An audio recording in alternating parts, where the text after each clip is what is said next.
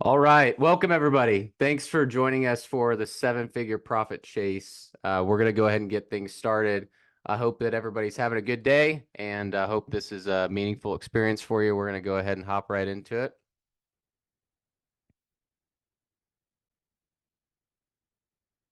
All right.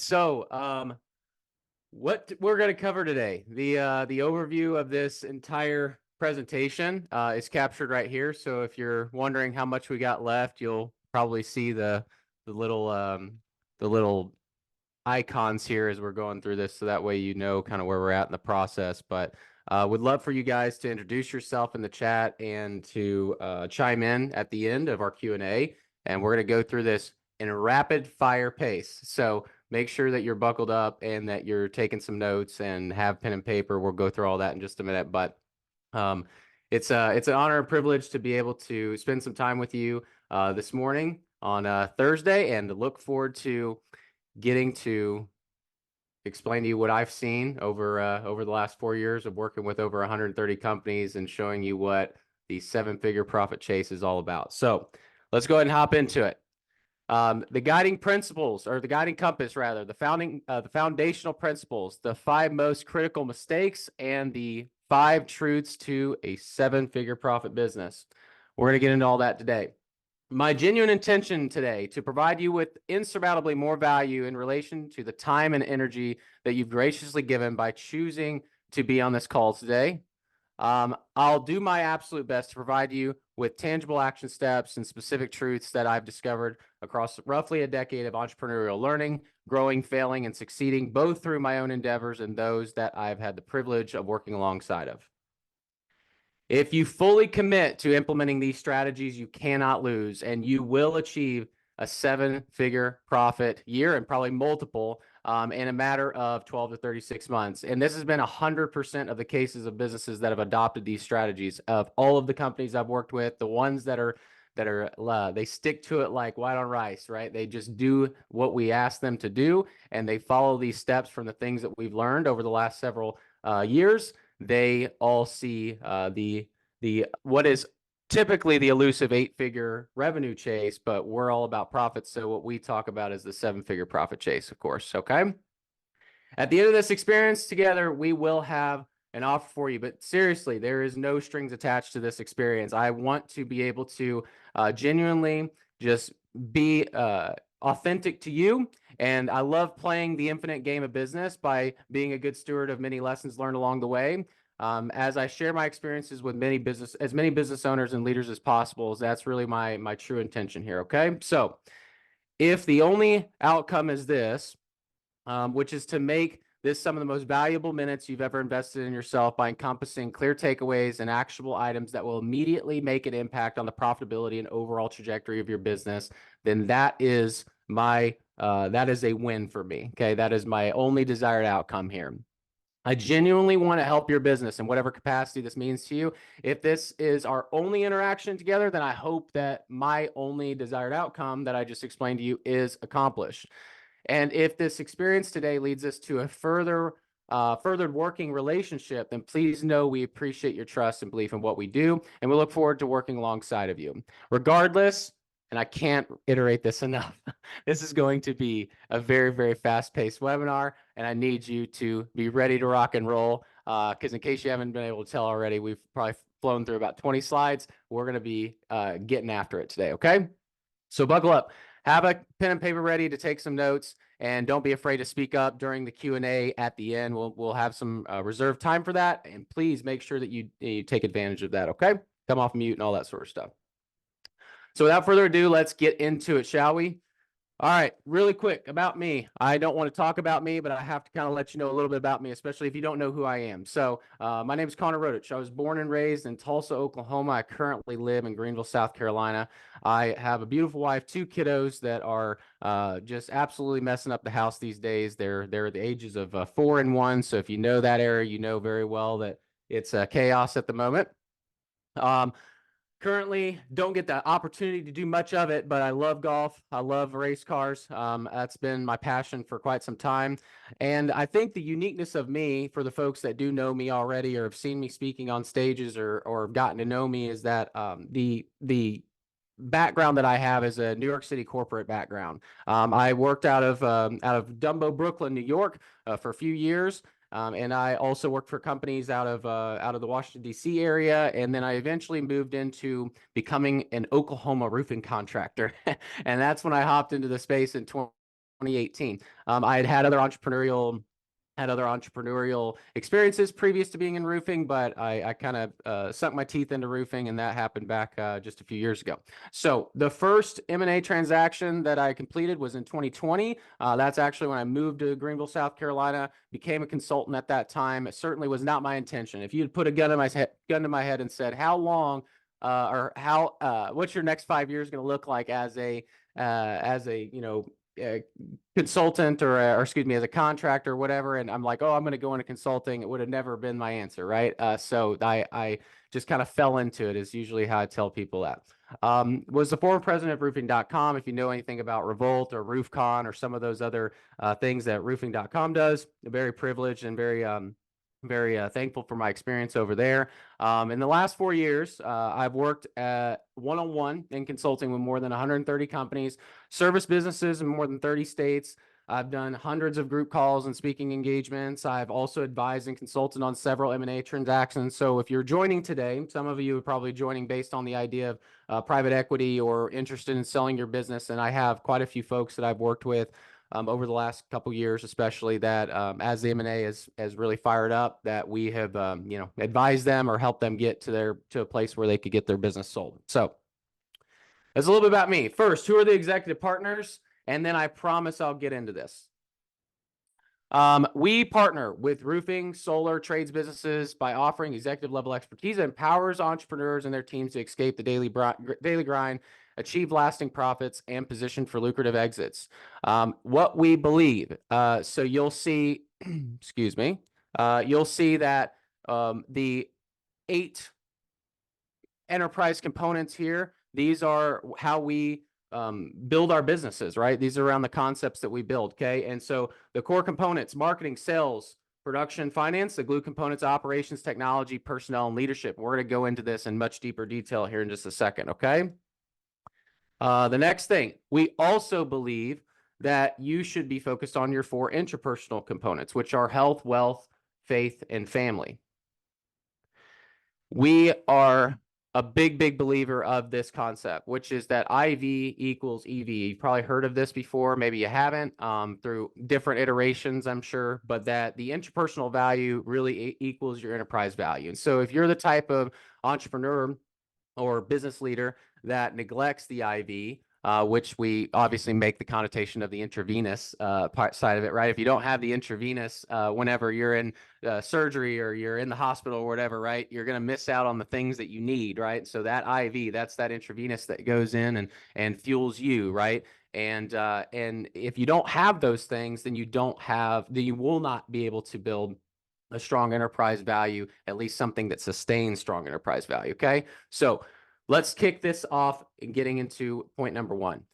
The guiding compass. Told you I'm going to kind of give you these little cues. And by the way, the guiding compass and the foundational principles are the longest sections. So when we get through all this, don't feel like we've got a million miles left to go. These are definitely the first 2 are the thick of it. Okay. So 8 enterprise components. Again, the core components and the glue components. You know, we talk about these things more as a marketing, sales, production, finance. These are great to have.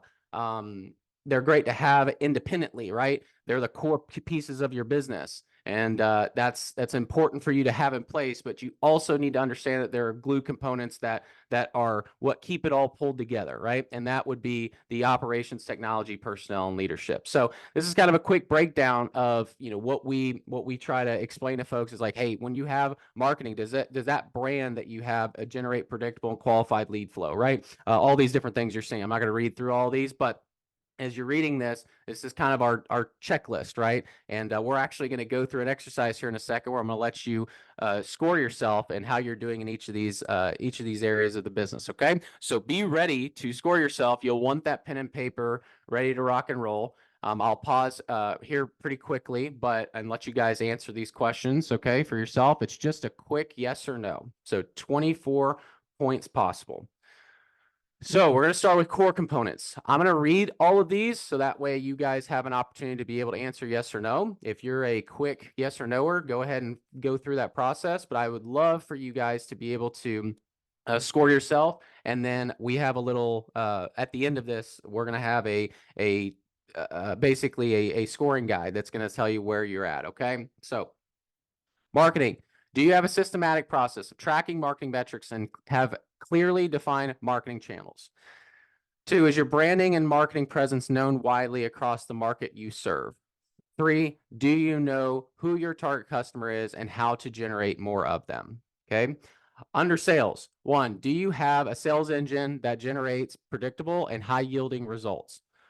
2, do you have a sales process, that is well implemented and followed across the entire sales organization? 3, do you hold regular sales meetings and trainings on a weekly basis? And then production. 1, do you have a production engine that generates quality construction in a timely and organized manner? 2, do you have a production team, office, field, and laborers included in that executes with efficiency and attention to detail?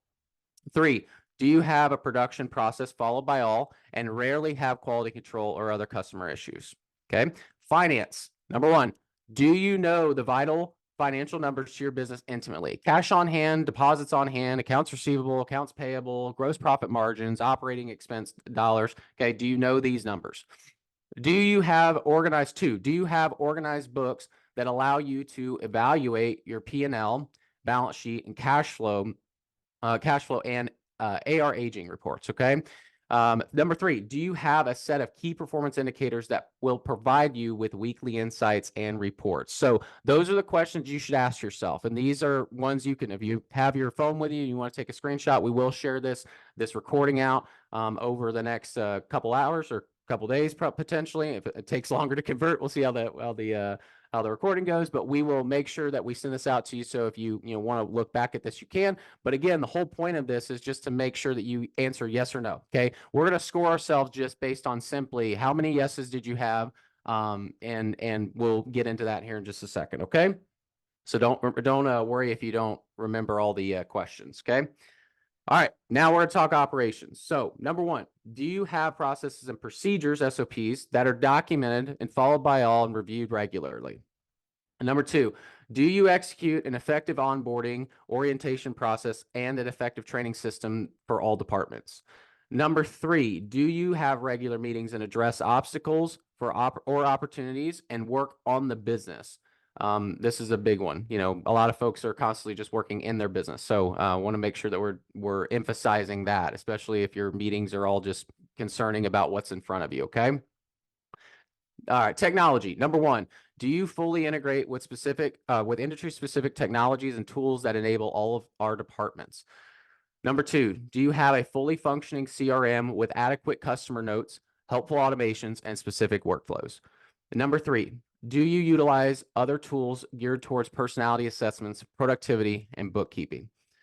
Personnel. Number 1, do you have clearly defined roles that tell your employees what everyone is responsible and accountable for? Number 2, do you hire, train, manage, and retain very well in all departments? Number 3, do you feel that you have all the right people in the right roles across your entire organization? All right, leadership. Number 1, do you have clearly defined core values, company culture, and vision that's understood by every employee? Number 2, are your employees collectively bought in and desire to contribute high value to the business? Number 3, do you have a healthy and established leadership team in place that leads from the front and is respected by all your staff? Okay, so those are the 4 interdepartmental keys, as we call them, the glue components that you must have answers to. Okay, we want to make sure that we're evaluating that. So both of these, we just did marketing, we just did the core components, and now we did the glue components. So now the results. How did you do? Okay. Well, this is kind of how we score things. So how did you do? Are you optimized? Well, if you answered 22 to the 24 of the questions, yes, then you would be optimized, right? You can see the rest of these: above average, average, below average, and disorganized, with all due respect. So don't be offended if you answered 0 to 4. But truthfully, If you're in that position, then you need to start thinking about all of these things. So hopefully you took some notes there as well, or took some photos of that, and you'll watch back this recording because it's very important that you ask yourself those questions on a fairly regular basis. Okay. So again, don't beat yourself up on where you currently sit. Just realize these are the foundational components that we begin with to ensure yourself a step closer to the elusive 8-figure profit desire. And if you're already at 8-figure profits and you didn't score too hot, there's really only two possibilities. The entire organization is relying on you, or a vital set of your staff. And if they weren't present, it would all collapse. And I've seen this so many times. This is this is very true. There are many people that we have recently contracted and worked as partners with, and they produce big time profits, but it's all just been on the owner doing the work or a couple people, right? Number two, the second reason might be you are leaving a ton of profits on the table, and you likely don't even realize the amount of profits or the amount of cash that you're leaving on the table. So that's not any better than the first one. Okay. The real truth, your business is never fully 100% optimized. The real secret to this is treating your business like a living and breathing organism that it is, like the living and breathing organism that it is.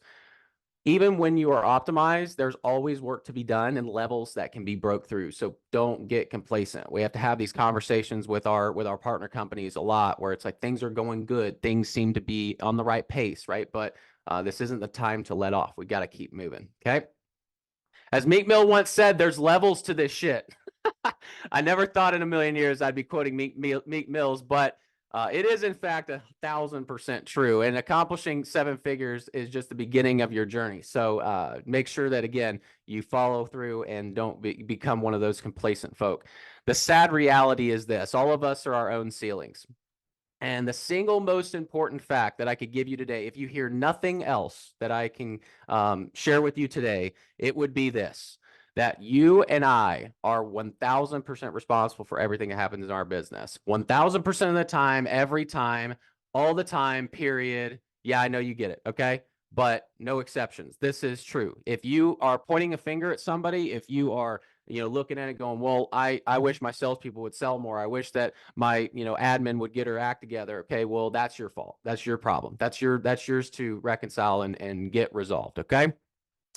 If there's any blame to give, it is 100% us, and we can only blame ourselves for where we are in every facet of both life and business. Alex Hormozi once said, I don't know if a lot of folks on this call are Hormozi fans or not. I'm certainly one of them. He and I are going to be best buds one day. But every year that goes by, that you only make $100,000, you pay a $900,000 ignorance tax by not knowing how to make $1 million in a year. Okay. And so this concept applies to us no matter if it's 1 million, 10 million, or 100 million, or whatever it is. Okay.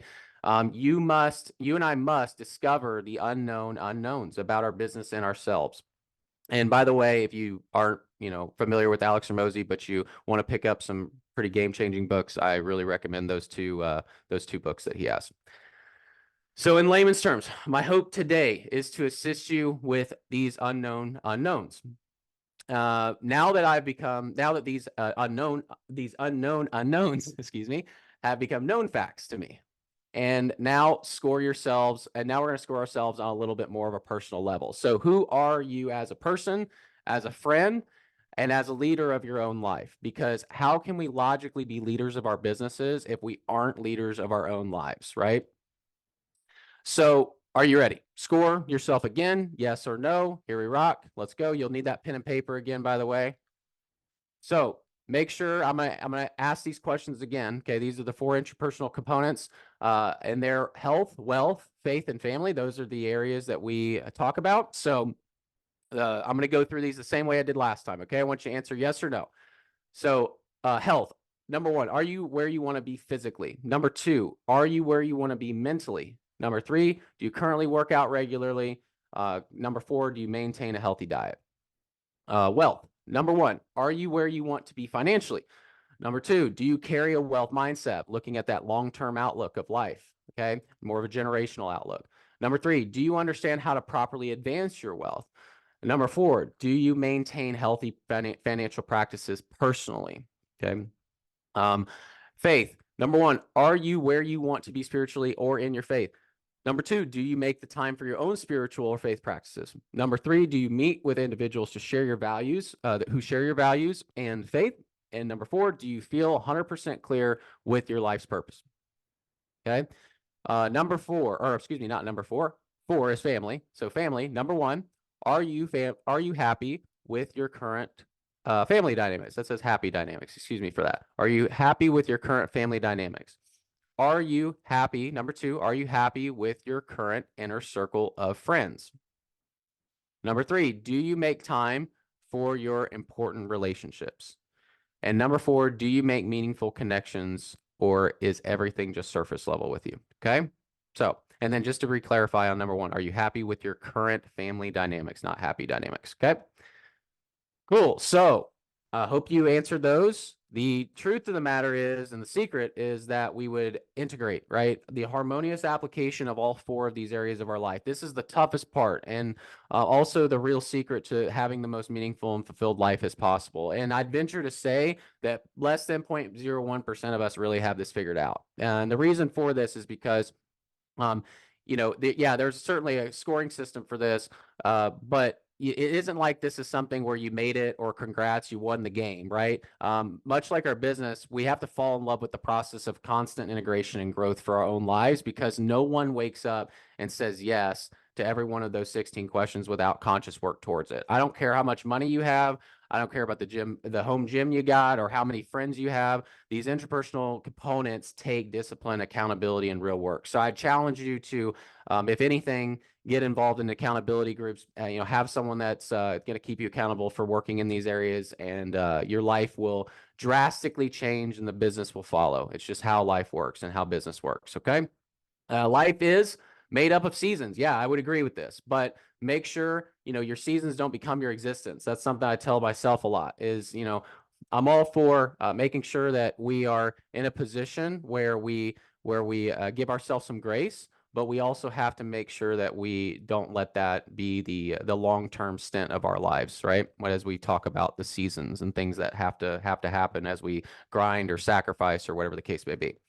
All right, we're moving on. How are we feeling? Feeling good? I would love for you guys to chat in here real quick, because I know we're going at a rapid fire pace, but it's only going to get worse. So just buckle up. Okay. I'd love for you guys to chat in and just give me a thumbs up or let me know how you're feeling. Because I know we're not doing any sort of Q&A in the middle of this. So let's get some feedback if you guys don't mind. I hope you're feeling on the better side of things to this point. So stick with me and hang in there. We're going to get into all the stuff. You ready to go? We're ready to get in the juice, right? Into the meat and potatoes, into the golden nuggets, whatever you want to call it, right? Feeling good, Colby. Sweet. All right, cool. Yeah, bro. Ready to rock. Cool. Let's talk point number 2. You'll need to buckle up. This is like the state of port, the transportation, whatever the authorities that are out there, make sure that you buckle up here. So point number 2, the foundational principles. This is also our longest section here. Okay. Here we rock. There are 8 core fundamentals required for sustained profits, and they are company-wide workflows and version 1 SOPs. Obviously, we want to continue to build off of that, but if anything, get into building your initial workflows and building the version 1s of your standard operating procedures. Okay. Roles and responsibilities. Number 2, roles and responsibilities. Org chart, communication channels. Number 3, key performance indicators. Number 4, objectives and key results. Number 5, departmental meetings. Number 6, sales and financial prowess. Number 7, technology edge. And 8, vision, values, and culture. Okay, these are 8 very, very important foundational principles. And you probably can kind of catch a trend here, right? That we're talking about a bunch where we have the 8 business components, enterprise components. Now we got the 8 foundational principles, right? I'm going to literally give you the real life examples of what we do to ensure each of these principles is accomplished. So again, please take notes. Please, do everything that you can to jot some ideas down or things as you see stuff. Okay. But first, let's make sure we're on the same page. This is something I've presented before. If you have seen me present in other venues, you probably have seen this diagram. Okay. In our life, our life and our business are again, we talked about the IVEV piece. Okay. And in this case, they are one and the same, right? Your business is going to be a direct reflection of who you are. And so we kind of relate this in more of the life sense as well. When I break out this type of example, each of us in life have a reality, and business as well have a reality, our current reality, right? And then we have an ideal. And this right here is the gap. And a lot of folks probably read books like The Gap and the Gain or things like that. It's important to make sure that you don't just always look at the gap, but the reality is that we all have gaps. And the big question mark is, all right, what, how do we get from the current reality that we're in and get to the ideal that we want? And the answer to this, and this is a very, very at a basic level, because there's so many different realities of folks' situations and what they want to achieve in life or whatever the case is. So this is very, very vanilla, and I get that. But the idea of it is that you would create a predictable outcome by using a proven system. We wouldn't want to recreate the wheel, right? We would want to use something that makes sense and has led someone that was, successful in whatever way that means to you in their life, that you would kind of, follow the way that they maybe had done things so that you see that same success. So let's plug that into the concept of business, right? So much in the way that we have our current reality. We have a vision, we have a value, we have values to our business, and we have an associated brand. It doesn't matter if you're a Chuck in a truck. It doesn't matter if you're $100 million company. Everybody has a brand, everybody's got values, and everybody has some sort of vision for their business. Okay. And then the ideal here, right, would be that everybody, or at least most people that I know, would want to be able to achieve good, lasting profits, a healthy culture, and then be able to, be successful in whatever that means to you. Okay. So let's look at this on this continuum, and I'm going to fly through this. So again, take some photos or take some notes.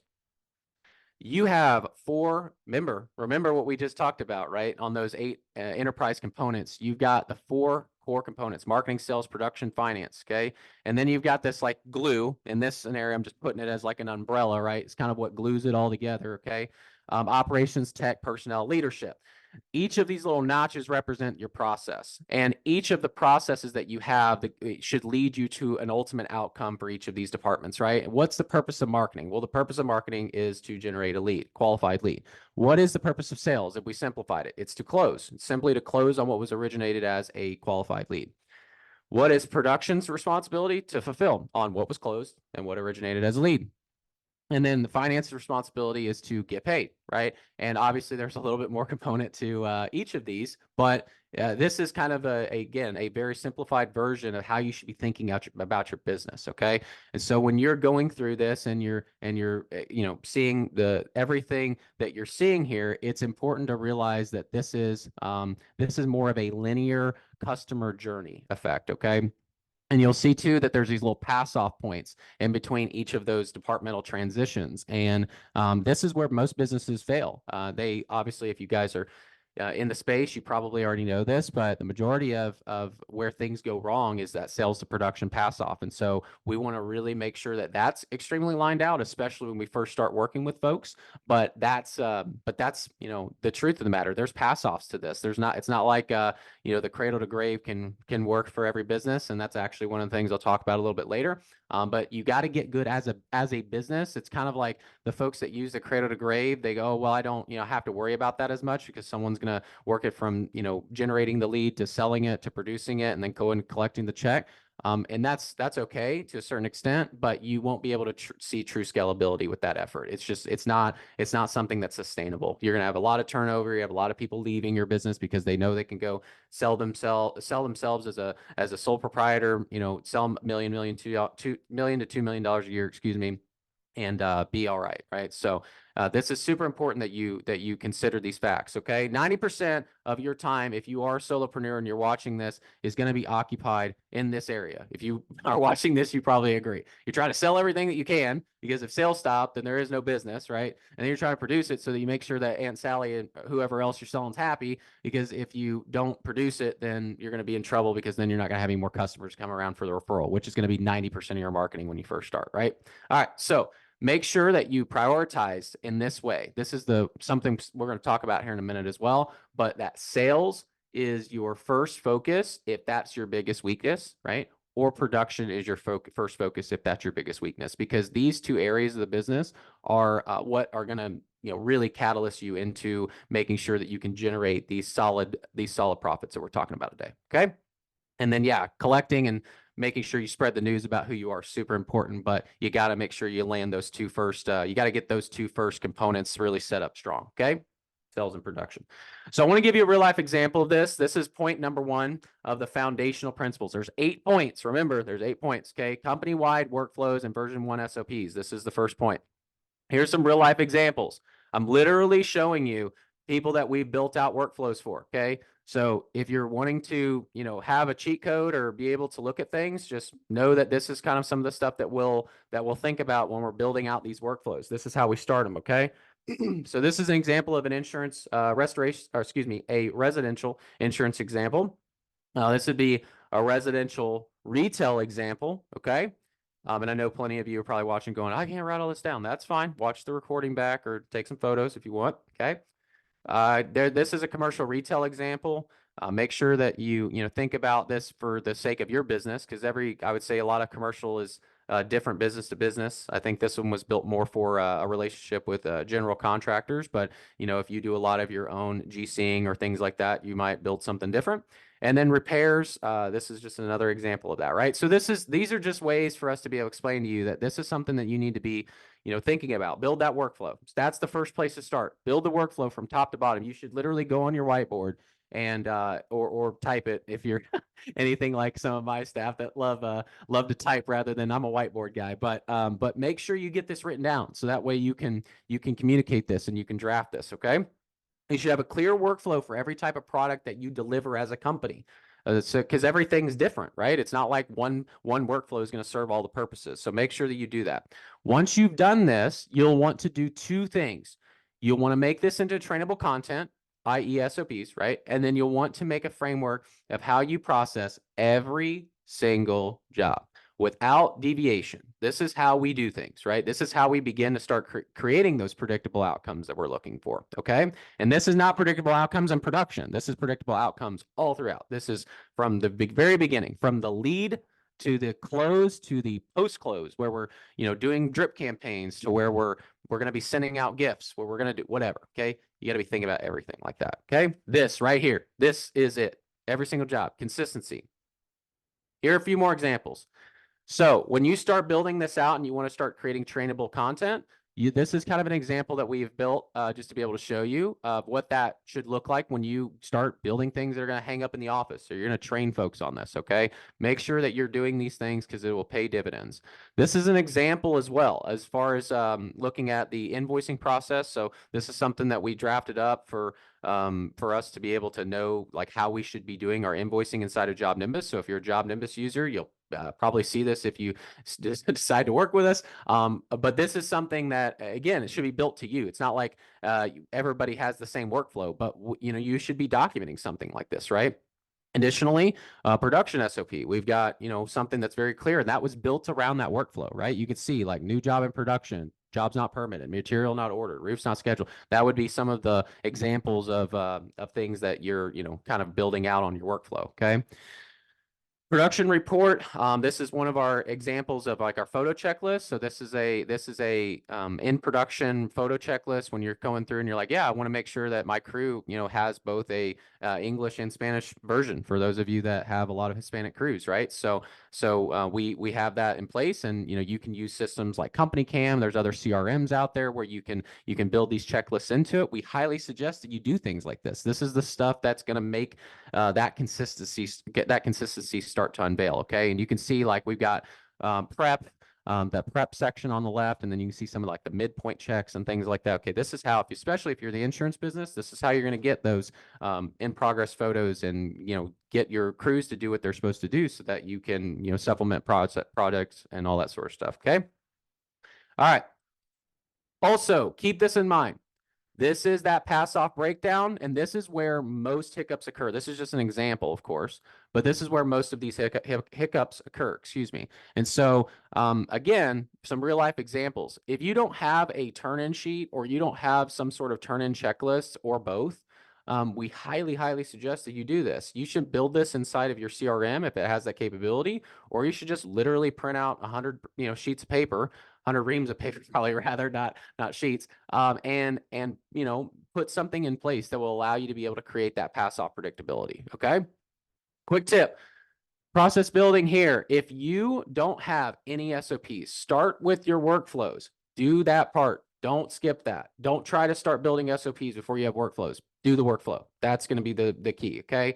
Once you have that, then start drafting your SOPs and then begin with the 5 to 10 most critical steps in each department. And that's going to be something that you can go into in more detail. And you know, the key to this too is making sure that you remember that you're never going to be done with building your SOPs. Okay. You're going to continually update those. You're going to continually make sure that those are, you know, built into training systems and things like that down the road. But when you first start, just work on 5 to 10 most critical steps and build a table of contents. Okay. That's really around the workflow, right? That's the key there. Okay. All right. Have you had enough? I know that was a lot, but that's just point number 1. So point number 2, all of them won't be that long, I promise. Point number 2, roles, responsibilities, org chart, communication channels. Okay. We see this over and over and over again. I cannot emphasize enough. I don't care if you're a $30 million business or you're a $300,000 business. We see it all the time where people don't know what they're supposed to be doing, clearly delineated on a list. Yeah, you might have hired someone as like an office manager, but then they flow into multiple facets of your business and they don't really have a clear and defined role in your business. Okay, this is the reason why this happens. There are quite a few responsibilities that have to be delegated inside a roofing organization. Wouldn't you agree? I mean, this is literally just an example, right? If you're reading through this list, this is something that we collected over time, and we actually use this list as a little bit of a helpful tool, rather, for clients that are looking to do this exercise I'm about to show you. But this is why there's so much stuff that has to be done in order to properly execute and have a successful roofing business, right, or trades business. So first, how do we create clear roles and responsibilities? Well, let's start with the team you have, okay, first.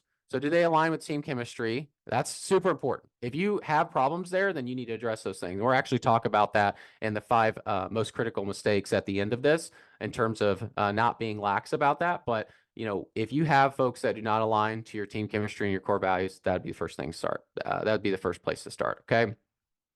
And then the second thing, if the answer is yes, then cool. Let's reference that ORE list, which I just showed you, and then execute this 4-quadrant exercise, okay? And so as you're executing this, I've got a lot of questions as to why, you know, we do it in this order. It's a polarizing effect. There's some studies that have been done around this idea because this 4-quadrant exercise has been done in other capacities. We do it a little bit unique, but to start with your fulfillment, right? That's the first thing that you should do when you're reading this list and when you're thinking about what you should be doing inside your business and what you want to be doing inside your business. So the first thing, fulfillment, the responsibilities you could have in perpetuity and believe to be the most capable for the organization. Write those things down, get really clear on what those items are and put that list together, okay? Number 2, then work on your misery, right? So the absolute polarizing opposite of what your fulfillment would be, which is like, what do you hate doing and what do you wish you never had to do? And you don't believe that you're doing best by the organization by doing these things, right? And so that's where you want to list these things out and make sure that you are very clear with what those items are and where they're falling, okay? Number 3 is sacrifice. So the responsibilities you wish you never had, but you still are, you know, contributing some level of value to your business, okay? And then contentment being the 4th thing, the responsibilities you're okay with doing, but you believe to be capable, but these aren't your true passions. And the reason there's that arrow that goes from fulfillment to contentment is we want to make sure that your fulfillment, when you do this exercise, is extremely clear. We want fulfillment to be fulfillment. We don't want it to be like, yeah, it's something I enjoy right now, but I wouldn't want to be doing it forever. Okay, so that's where this comes into play.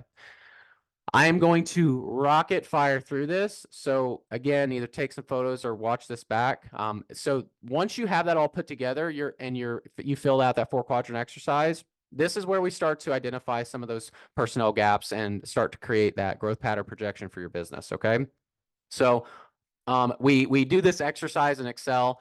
You'll see that example on the right-hand side where once we put all this together, we kind of organize it all by color scale based on, you know, the bottom 2 quadrants being in the dark.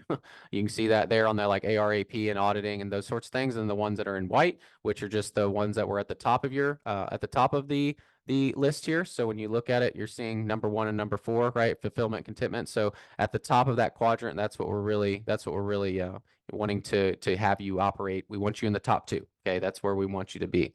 Okay, once you do that, it's time to shuffle the deck. And when you get to this point in the process and you start looking at it all, and you get really, really clear at this and you get all the data organized, it really brings a lot of clarity to the organization, so that everybody knows what they're doing and what their responsibilities are.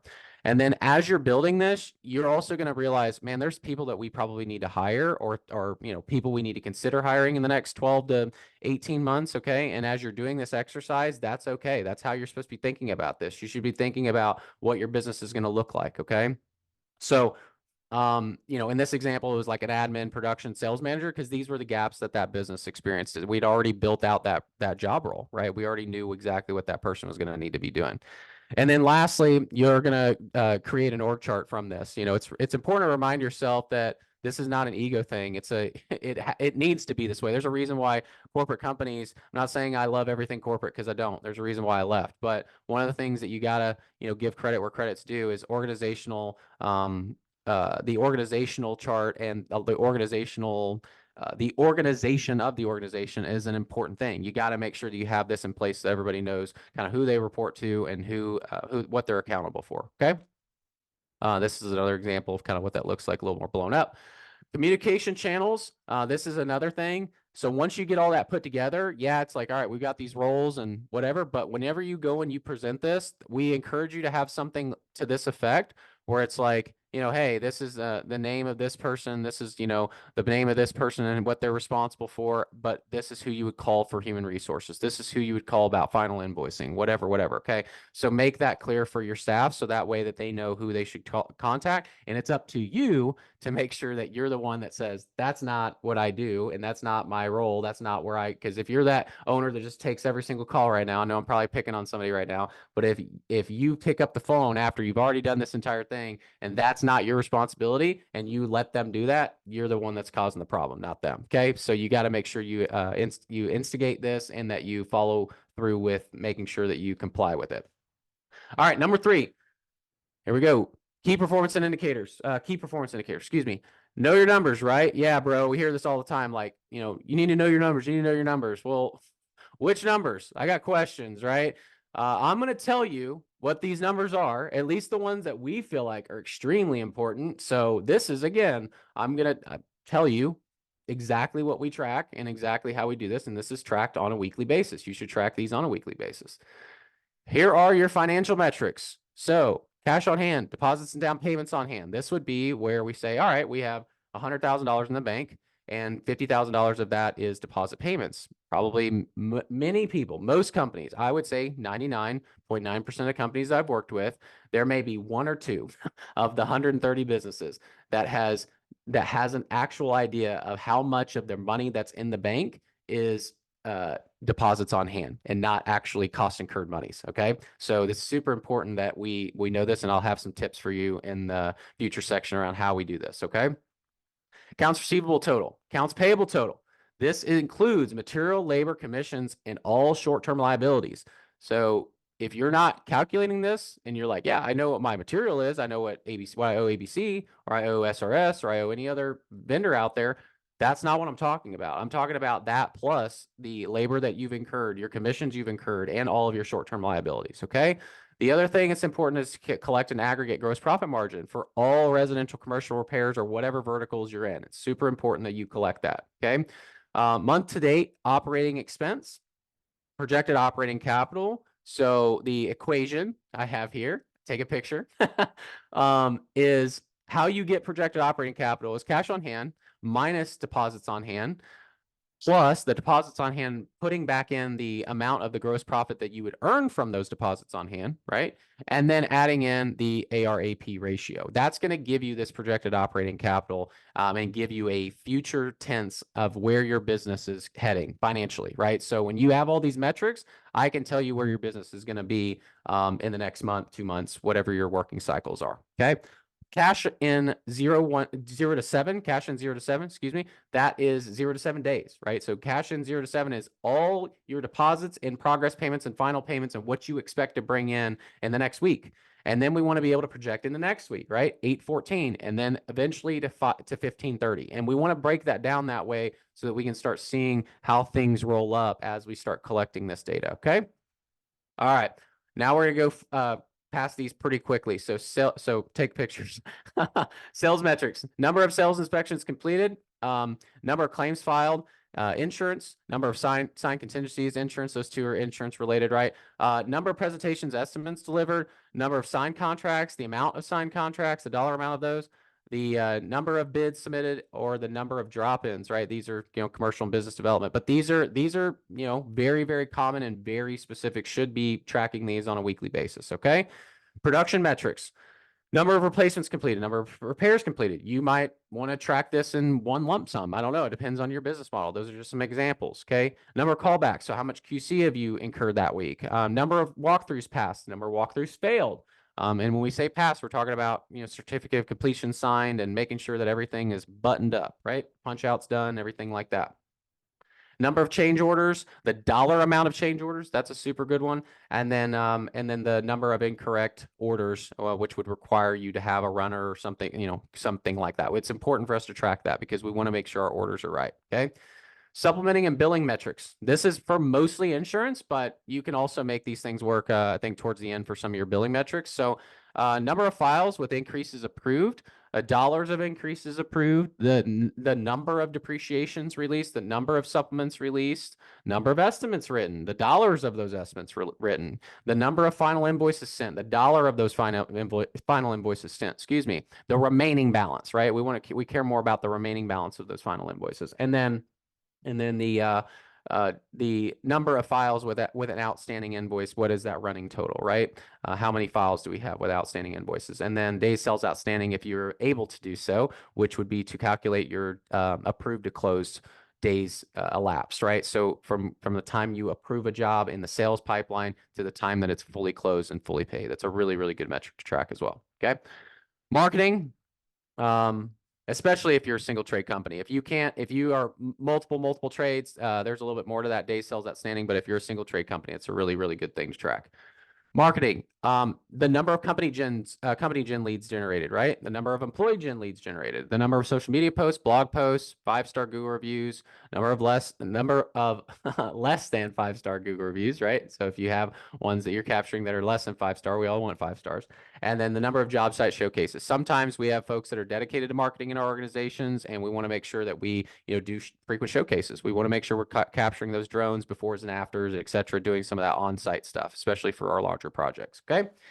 And then we will roll these metrics into monthly, quarterly, and annual data sets. So I am going to fly through this. I'm not going to, sit on them, but these are some examples, right? Once you put those all together, this is on a quarterly example. We usually roll things up a little bit more. Those are all quarterly items, right? Marketing spend, cost per lead, leads generated. You'll see some of those that weren't in that original KPI list. Okay.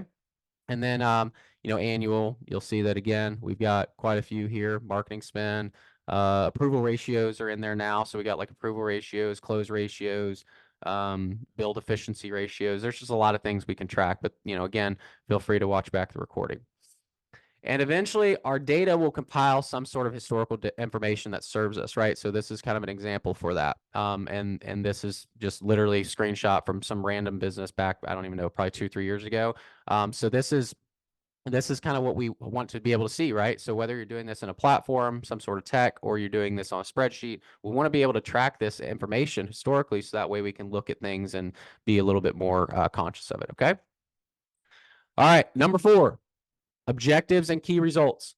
Here's the walkthrough. Okay. OKRs. First, we're going to start with identifying the obstacles of each department. Again, revisit this idea.